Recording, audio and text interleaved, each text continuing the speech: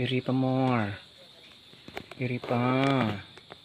Sige, iri na iring ng iri. Palabas na yung baby. Oh. Pero bago po natin pag-usapan yan, kung bago ka pa lang sa channel ko, paki-like naman po, comment, share, and subscribe. At huwag kalimutang i-hit ang ating button bell para ma-notify po kayo sa ating mga bagong upload. Yan po, umiiri-iri siya po. Yan po. Iri. Yan, iri.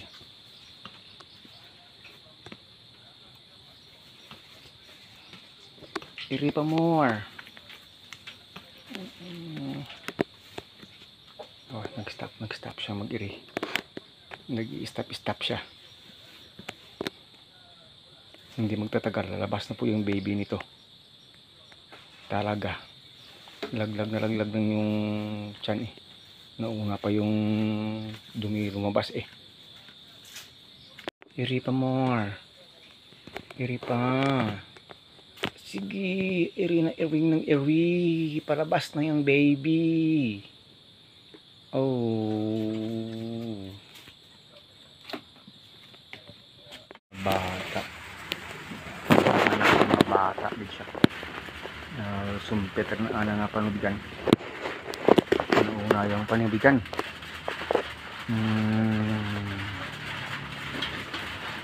Nauna ang panubigan na. Bunay.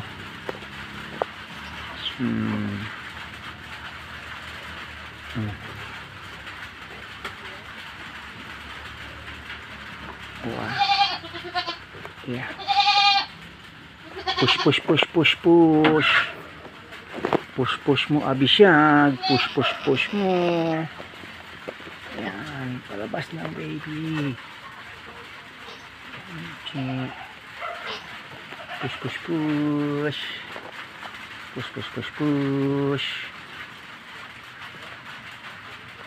Po mga kagli, talagang nagli-labor na, hindi na talaga mapipigilan. Mga anak siya ngayong araw, September 1 po mga kagli, mga anak si Abishag 20 and 25.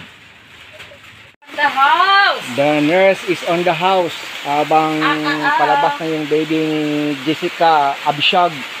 At hindi natin kung ilang anak ang lalabas sa kanya. Ayan. Buti na lang dumating si Nurse Cheryl, the nurse in the house. Why your panubigan is like that? Okay. Yellow. Ewan ko sa kanya dyan. Huwag muna natin ipakita sa video kasi ayaw na ni Lolo White. Pero talagang susunod na yung baby niyan. Mamaya abangan nyo yung video po pag lumabas na talaga mga ka-agree. Push mo. Lumabas na po yung feet ng baby. Lumabas na po. At dyan nakatutok si Sir Agree sa pagbalabas ng baby at saka si Ma'am Chi. Yung ating home nurse. Nurse on call duty. Duty on call. Balik. Ere. Success. Dalawa yung anak ni Marjok, babae at lalaki. Itong painted ay babae, yung purong brown ay lalaki. Pinag-iisipan namin kung ano magiging pangalan nito. Kanina nagambala kami ng konti kasi nga yung sabay lumabas tatlong paa. yun pala yun. Naunang lumabas itong babae at correct yung kanyang posisyon, pero yung lalaki nauna yung dalawang paa niya sa hulihan. Baliktad po siyang lumabas at may kakaiba po din sa lalaki kasi yung kanyang ear po ay may kakaiba yung ear niya. Folded po yung dulo ng ear. Folded po. Talagang folded na talaga.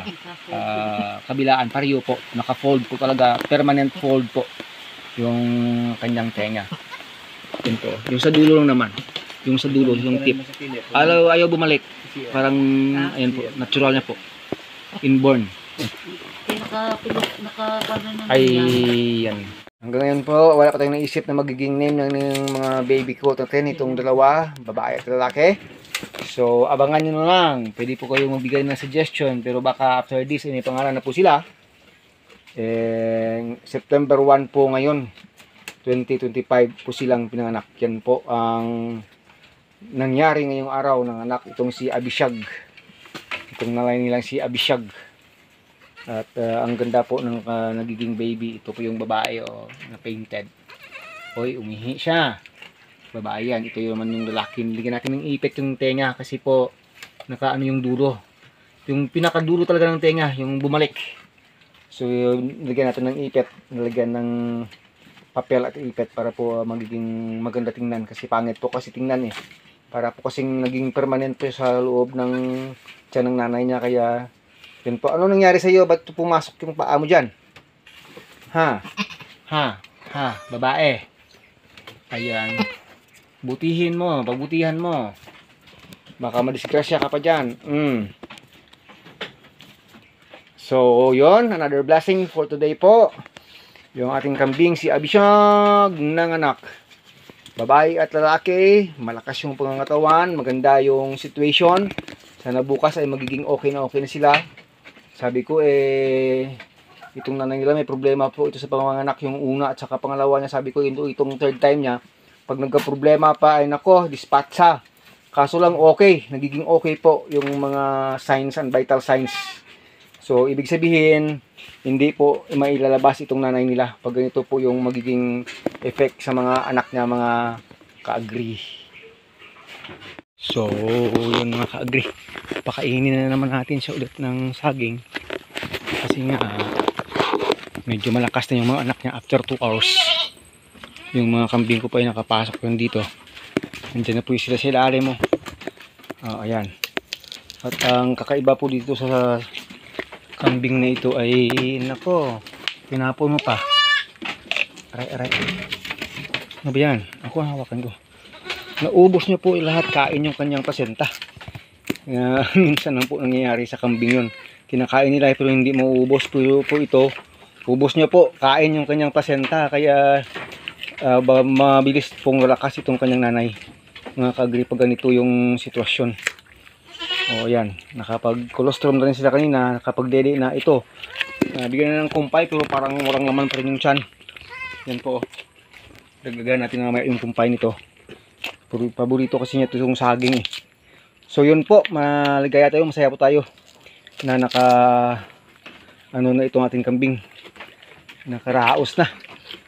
At yung lalaki niya, malakas magdede talaga. O yan po. Masyado siyang malakas talaga. Inipit na natin yung tenga pero talagang bumabalik. Wala tayong magagawa doon. Tayo, babae, tayo. Yung babae makakatayo pero hindi masyadong malakas yung kanyang hind legs. Yun yung mga sign na dapat nating tawag, babantayan mga ka-agree. Pero yung lalaki masyadong malakas na. Pero ano ko bukas ay malakas na rin yan. Kasi nga po nakapag-colostrum na. Napadili na rin natin. At marunong na rin maghanap. Pero talaga itong lalaki, tuspusan po talaga. May malamang bukas masyadong malakas na po yung lalaki. Pero yung tenga niya, inipit na natin pero talagang bumabalik po talaga mga ka-agree. So wala na yung magagawa dyan. Kasi palagay ko mula doon sa loob, naka-ano na talaga, naka-fold na talaga yung tenga. Yung dulo ng tenga naka-fold na talaga. Pabalik. Dalawa po, kabilaan. So wala na tayong magagawa doon. As long as malakas po, healthy po. Kasi mga minor lang na yan na mga problema. As long as okay po sila, walang problema nga kakambingan po. Yung may bigyan natin ng konting feeds ito. Pag kumakain siya kasi ayaw gambalain na dinididian ng mga baby niya. Pangatlo na itong pag-anak niya, ibig sabihin expert ng nanay ito. Yun po mga ka-agree. Yan, dapat palakas ka na painted. Kasi talagang kailangan naantok eh. Pero ang kagandahan po ay matataba po sila mga ka-agree. Matataba yung mga baby niya nang lumabas. Nanay na lang talaga yung payatot eh. Pero buti na lang marami yung kanyang gatas. Bukas ay magdi-DCM tayo sa kanya. And at that second day to third days, mag-aayon na naman po tayo dito sa mga anak niya, mga kalbi. Prayer natin, lalakas yung kanyang hind legs, kasi pag hindi lalakas yung hind legs ng isang yan, nakakatayo po siya, nakakatayo by herself. Pero yun na nga, medyo mahina compare doon sa lalaki. Yan yung mga dapat natin i-observe po. Tayo na naman siya, bibi na naman eh. Hanap na naman hanap. Grabe oh. Sige po, arugwain ko muna natin ito. At masaya lang tayo na ibahagi sa inyo itong mga pangyayari dito. Nakaraos itong ating hybrid na kambing. Alam niyo naman, pag may lahi yung kambing, medyo mahirap ng maalagaan, medyo maselan. So, talaga dapat maaga po tayo sa kanila. Hanggang sa muli, Agritech Mix TV po. Masaya po tayo, maligaya lang po tayo sa another blessings galing sa ating Panginoon. Babush!